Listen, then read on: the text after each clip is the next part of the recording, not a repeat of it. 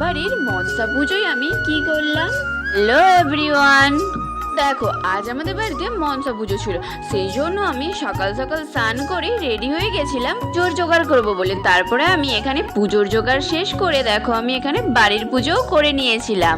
তারপরে দেখো এখানে মা পুজোর জন্য পিঠে বানাচ্ছে, কারণ আমাদের এই পুজোটাকে পিঠে চচ্চড়ি পুজো বলা হয়। এই পুজোতে 7টা পিঠে লাগে।